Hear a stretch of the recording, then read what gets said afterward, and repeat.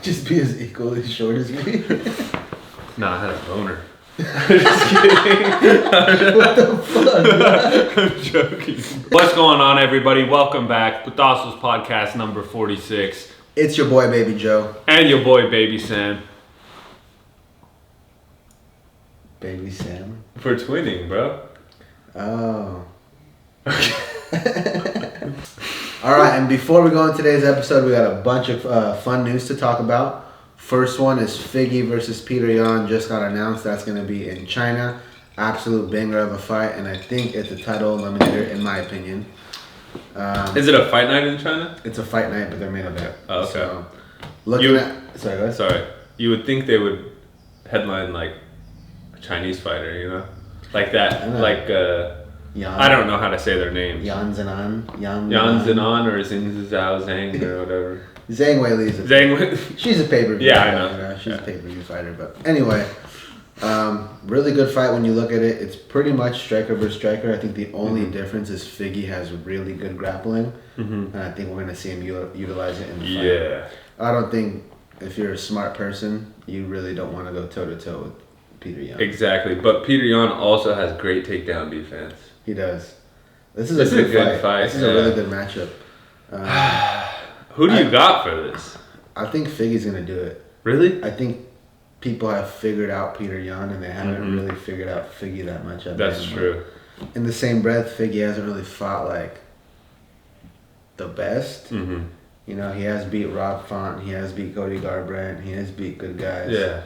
But there's a different level of competition in like that top 5, top 7 at bantamweight.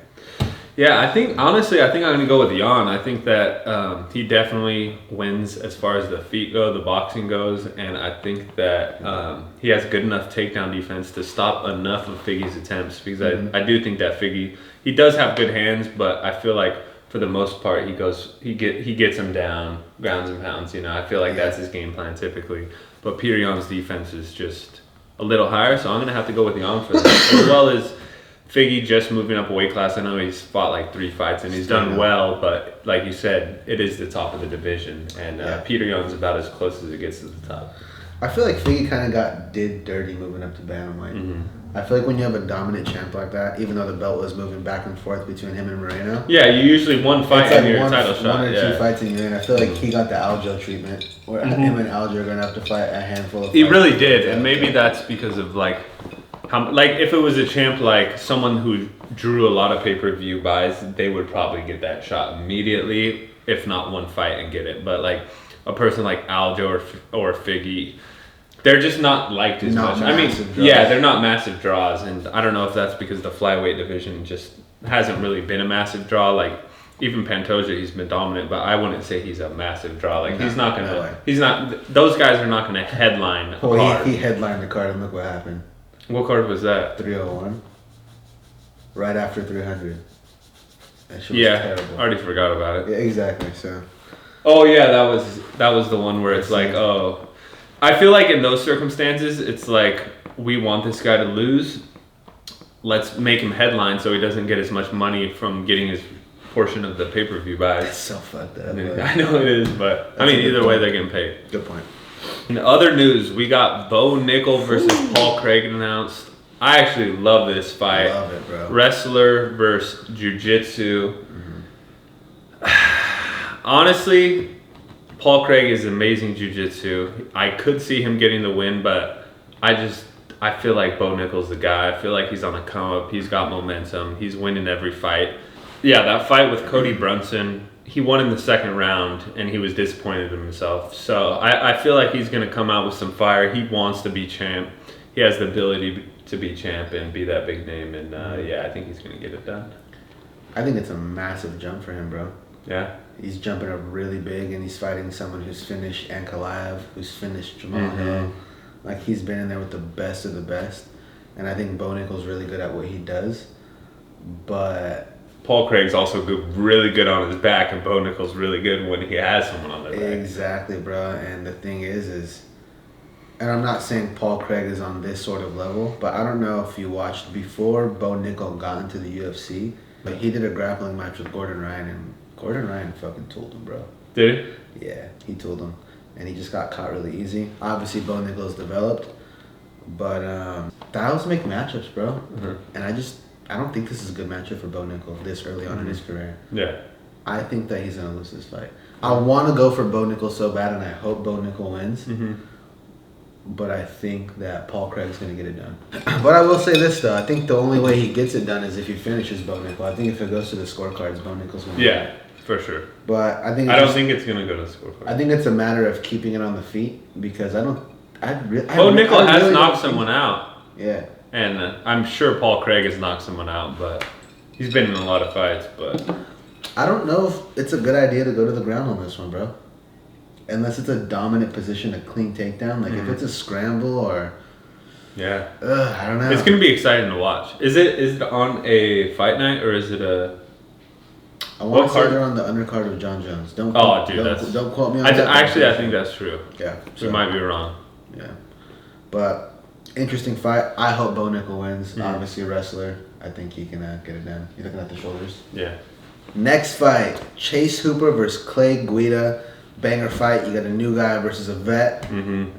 And this is Chase Hooper's, I believe, second fight at 155. Oh yeah, so you moved up. Exciting. I think it just depends on. This is gonna sound super stupid, but I think it just depends on what version of each guy we get because we know like how Clay Guida is when he's on his game, but he's also an older dude. Yeah. And then Chase Hooper, we've seen him not be able to outbox a 9-year-old. In the next fight, he's just throwing hands, you know. So it's like he's obviously like evolving at a rapid pace, and Clay Guida's on a slow decline. Mm-hmm. So I think it just depends on where they're at in that fight. I think Chase Hooper's gonna get it done. I agree. I think Chase Hooper's gonna get it done. He's young. He's coming up. Like he's fighting in the UFC. He's just rapidly learning. And Clay Guida, although he's a good fighter, he's been in some wars. Mm-hmm. I just feel like Chase Hooper, he's got a lot more range, and I think he gets it done. He's a good grappler too. Yeah, he is. Yeah, he's super good on the ground, but he's also found a way with his hands, and I think if he can keep him at bay and time the takedown the right way, he's gonna get it done. It's a dub. Finish. I think it's finished. Finish? Mm-hmm. In other MMA news, we got Dustin Poirier. Who's he gonna fight next? He doesn't want to retire. He had a good last fight with Islam Makhachev. I feel like the best option for him as far as a big fight is Colby Covington, but it's probably not going to happen. No. It might if there's enough money on the table, but realistically it's probably not going to happen. He's been tweeting back and forth with Justin Gaethje and Dan Hooker, and I think those are the two best fights. I think the biggest one... best fights for sure. I think the biggest one's Gaethje, because Gaethje just got knocked out by Max Holloway. Who knows what's next for Gaethje? Dan Hooker would be a good fight. That last one was an absolute war. And Dan Hooker just came off a big win. So I think that would be a good fight too, but everyone would want to see Gaethje versus Poirier. I'm kind of on the other side, bro. Yeah? Only reason why is because like the Gaethje fight doesn't do anything for anyone. Like it's not going to get Gaethje a title fight. And this is Dustin's last fight. The first fight... Is it his last fight? He's going to retire after? Yeah. Oh, really? The first fight that they had, I feel like Poirier just kind of whooped his ass.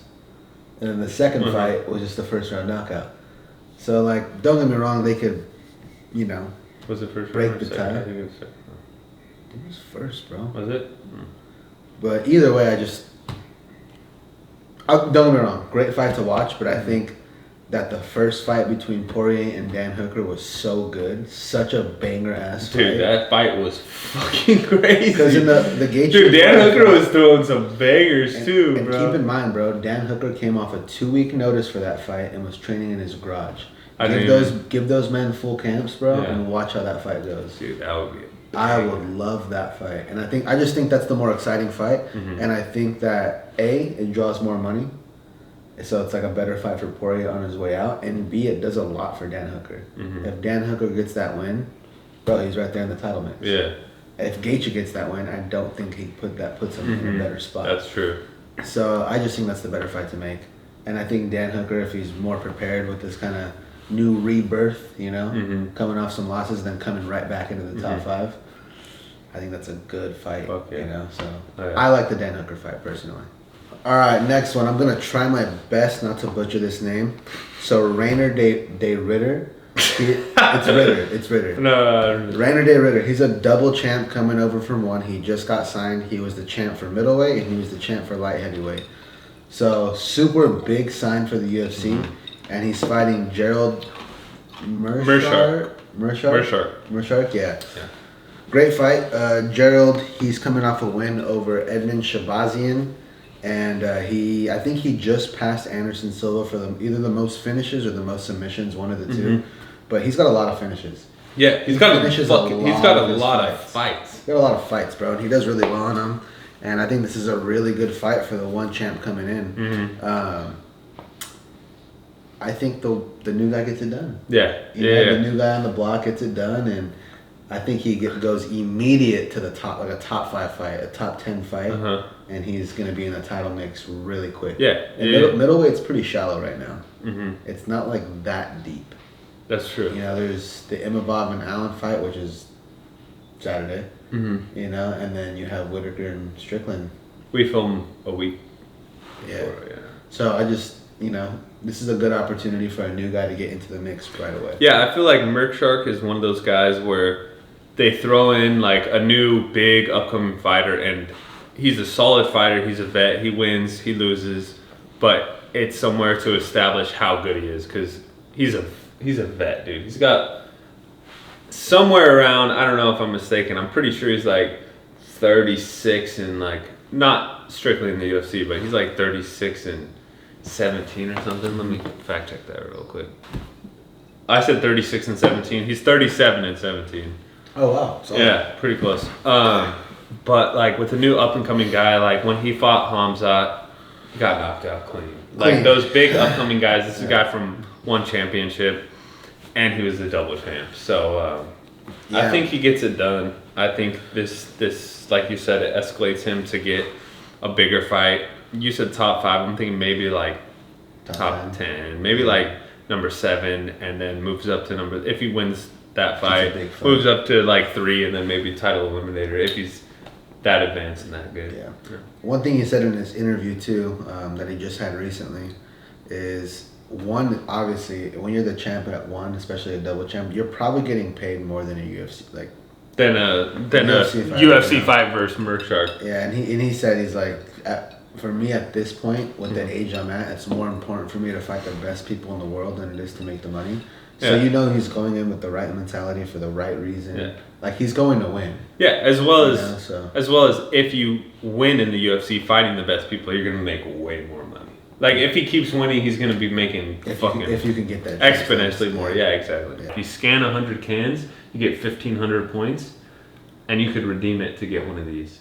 And you see them on eBay; they're like $100 or more. So this is like you can't buy this. So you have to be a complete addict to get that. Yeah. Exactly. Or you could buy it on eBay for overpriced amount. Were you an addict or did you buy it on eBay?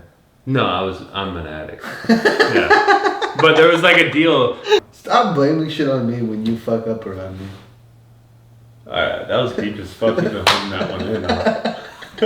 You've been holding that shit in for years. This one just... I love the RPK, dog. Nah. Dude, what? I don't know. I haven't ate all day, bro. I took what the fuck's that gonna do with anything? God bless. Don't get that. I'll see you at the top. Don't get that. I'm not going to. Just for clarification. See you at the top on your finger. I'll see you at the top. But bro, for picks, like... That'd be really dumb, bro. Don't do that. No, I'm not going to. Yeah. I'm glad I have you to be a real one. Unless it's about... Stop that. Alright.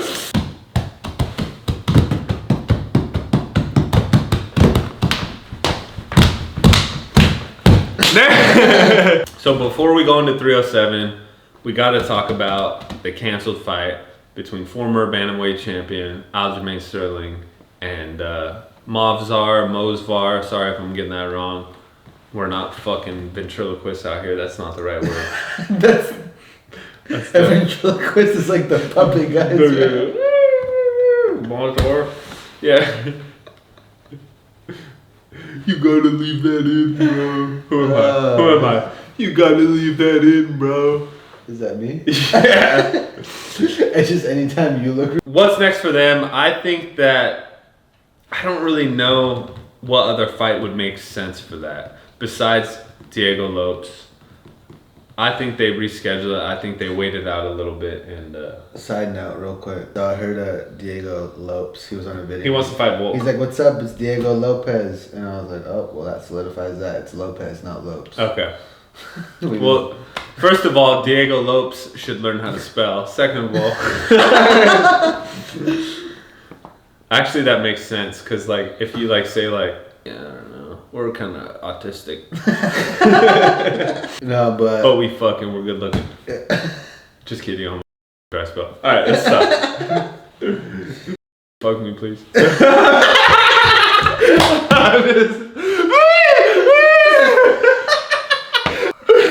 oh my gosh, bro, you're a clown.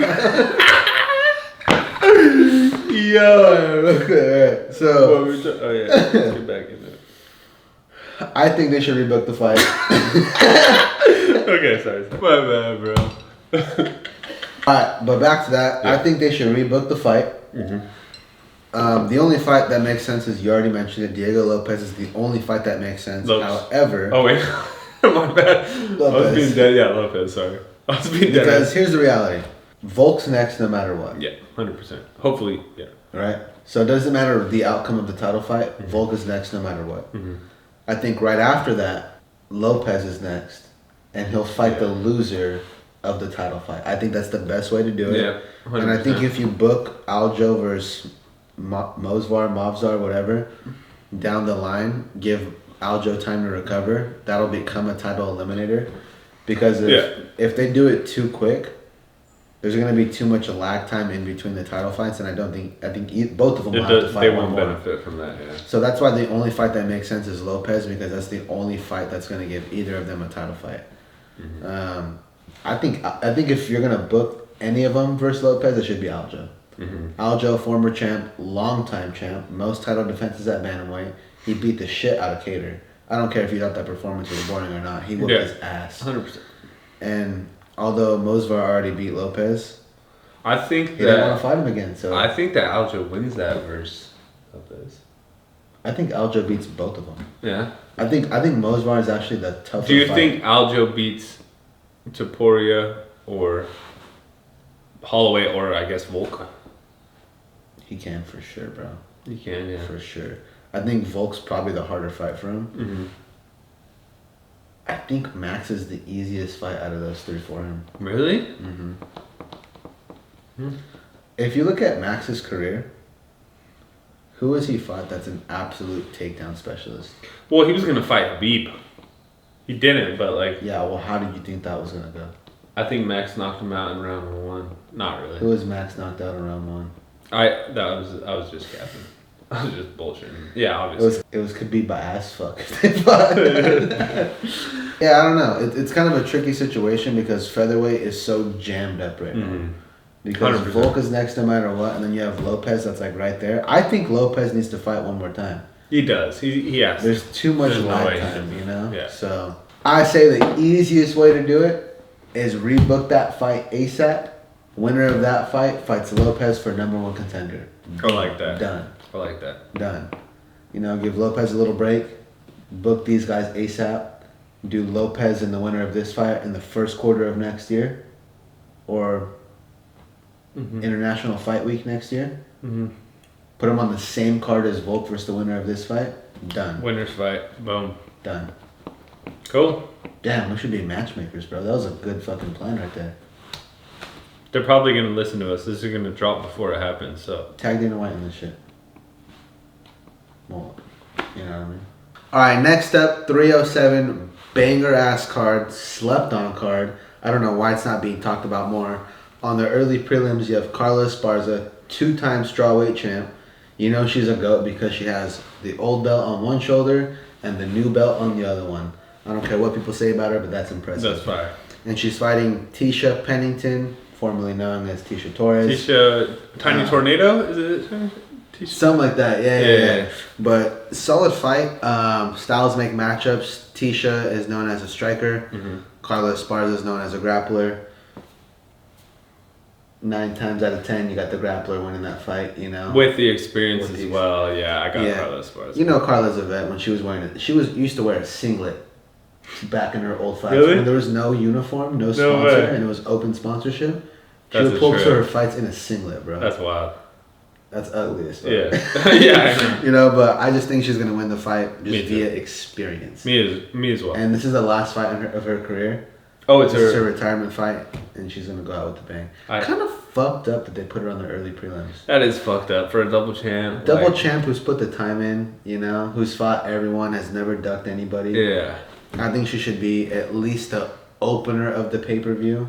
Or main event. Or like the end of the early prelims, so You know. they could give a tribute to her. She's Yeah. double champ. Like, Yeah, but Carla Esparza, if you end up watching this, we love you. We appreciate you. hop on the pod. All right. We got another banger on the early prelims. Ryan Spann versus Ovince St. Preux. Ryan Spann is a solid fighter. He's kind of one of those guys, though, that always floats at the top, but can never break into like a title fight Yeah. picture, Yeah. Like he'll get some good wins off some Solid good names. wins, but he and can then- never break through. Yeah. Ovince St. Preux has actually been at the pinnacle of the sport. He Fought for fought the John title, Jones yeah. for an interim title, but he's just, again, he's not Yeah. that solid. You know what's funny about Ovince St. Preux? So I forgot where he played or where he went to college, but I want to say he played football. Anyway, all those guys, so I knew this in college. So in college, my football team, they used to get a brand, and they would brand themselves. Oh shit. Savage, bro. So if you Yeah. look at Ovince St. Preux's arm, he has the brand. Oh, from he his went to your college. college? Oh, from his college. No, fuck no. Yeah. Yeah. And it's funny. Yeah, just long stories about that. But anyway, dude, solid. I like Ovince St. Preux. I got OSP. They're both a little older. I They actually are. got Ryan Spann. Do you? Yeah, Okay. I got Ryan Spann. I think he's faster. I think he hits harder. Ovince St. Preux tends to be open a little bit more. And I think Ryan Spann puts him away. Some other really good fights on the prelims. Like you have Marina Rodriguez on there. You got Hubbard on there. You got Alex Hernandez on there. So don't sleep on those fights. Make sure you tune in. But we're going to skip straight to the main event of the prelims, which is Stephen Thompson versus Jaquan Buckley. That's a banger. Banger fight. I feel like that could even be like a headliner for a fight night. For sure. Yeah. For sure. I don't think Jaquan Buckley's your takedown artist that most people need to beat Stephen Thompson. I think it's gonna be a I stand-up battle. don't think when you look at the best of the best at that division, your Leon Edwards, your even like your Masvidals, like those kinds of guys that throw hands. I don't think they outstrike Stephen Thompson. Yeah. So I think Stephen Thompson's the best striker in the division. And if you're not like a takedown kind of guy, like I just don't see that going your way. So I got Stephen Thompson by unanimous decision. I got Stephen Thompson as well. I would say unanimous decision. I don't know if it's going to be a knockout. That would be cool to watch. But yeah, I got Stephen Thompson. Starting off the main event for 307, we got Roman Dolidze versus the man, Kevin Holland. Kevin Holland, bro, just fan favorite. I don't care win, lose, draw, anything in between. He just goes up. I will always watch his fights. Yeah, 100%. Big mouth. He's just one of those guys that you can't miss the fight on. However, Roman Dolidze, who did he just come off win of? Anthony Smith. That's a solid win, bro. That's a good dub. That's a solid W. So Kevin Holland has his hands full with this one. If I A win off of Anthony Smith could get you a title shot. Shout out Khalil Ranch. But I think if you're really like a betting man, you kind of have to go with Dolidze. I would love for our boy to win, but I think Dolidze is just going to get it done just based off skill. I think he's just better. So if you're a betting man, you'd go with Dolidze. If you're a biased man who picks favorites like me, you're going with Kevin Holland. Second round TKO. You know, you win a lot of those bets too. It kind of pisses me off, but I should probably start putting money on it. Probably not. I'm an addict. next fight, Caitlin Vieira versus your very own Kayla Harrison. Kayla Harrison's a freaking monster, bro. I don't even know how she makes 135. Dude. I don't know how she. I don't know how she hasn't got caught for doing steroids because she looks fucking insane. That's a grown man. I wouldn't fight her. Nah, I don't think I'd fight her either. I punch her and run. She'd probably be sleeping. She'd probably catch you. Yeah, I know. She'd probably catch you. No. She can't catch this. Honestly, if Kayla Harrison's fighting anybody, I'm putting my money on Kayla Harrison. I don't know who, like, I can't think of one girl that would, like, Amanda Nunes. Yeah, that's the only one that. But yeah, I don't think Vera has what it takes to win that fight, bro. Yeah. So I think Kayla Harrison's gonna get another finish. Yeah. And then I think it's absolutely inevitable that she gets the next title shot. And God forbid one of those other girls pull out, she's snatching that belt. Yeah. So 100%. Yeah, Kayla Ray. Boom. Getting whooped. On to the next. Third fight of the main card. We got the legend Jose Aldo versus Mario Bautista. Go. Is this his retirement fight? I don't think so. He already said he was retiring and he didn't. He retired, he got put into the Hall of Fame, and then he came back for a fight, you know? So I'm not a big fan of when people do that because that just tells me they're on their way out as it is. Yeah. Don't be surprised if Mario Bautista wins this fight, bro. Jose Aldo's difficult for anybody. Mm-hmm. You know, Merab shot, it was something stupid, like 20-something takedowns, and he didn't get any of them on Jose Aldo. Mm-hmm. So he's still that guy. Yeah. But the game has just evolved so much. Don't be surprised if Mario Bautista comes out to win. And to be honest, I kind of hope he does win. Yeah. Because if Aldo wins, he's just holding up the division. That's true, yeah. You know, so Mario Bautista by unanimous decision. I'll just go Jose Aldo decision, split decision. Split? Yeah. Yeah, that'll be close. Next one, banger fight, Raquel Pennington versus Juliana Pena. Now, I don't want to take anything away from Pennington. Because let's just call it what it is, right? She's the champ. She's the champ, and let's just call it what it is. Pena was hurt. She couldn't fight for the title.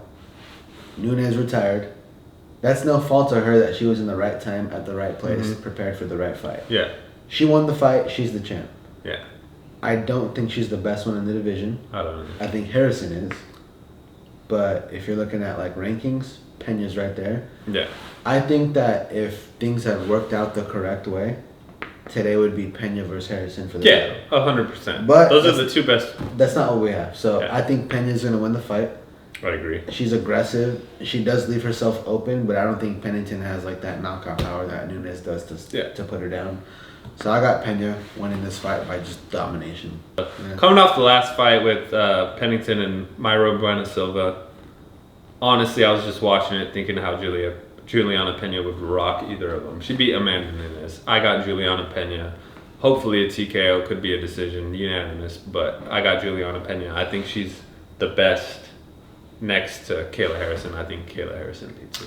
And if you're a betting man, I've been betting on sports lately and I've been doing pretty damn well. I only posted one post, but I also been betting on football. I've been doing pretty good.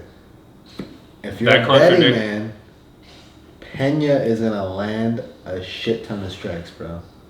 She's going to take her down and rain on her. Because Pena's not one of those wrestlers that takes people down and like tries to find position. She'll take you down, mount, and just start fucking bombing, bro. Yeah. I think Pena's going to land a lot of strikes in this fight. All right. So if you're a betting man, give us 20%. And the main event of the evening, Alex Pereira versus Khalil Roundtree. Banger of a fight. Yes, sir. I've made the mistake of betting against Pereira for a long time. And I'm not going to do that anymore. As a Jerry lover. Just because I like Jerry, I like Jamal Hill. But I am a Pereira fan after the last 4 or 5, whatever, how many fights. He's the guy. Khalil Roundtree, although he's a very good striker and he could give him some opposition, I got Pereira. It's going to be a knockout. Either way it goes. Pereira, second round knockout. I agree with you in the sense that either way it goes, someone's getting knocked the fuck out. Pereira does tend to struggle with southpaws more often. You know, so I'm not saying that that's going to be his downfall, but southpaws tend to be a little bit more of a struggle. Yeah. Because that left hook comes it's a little bit tougher to land. Yeah.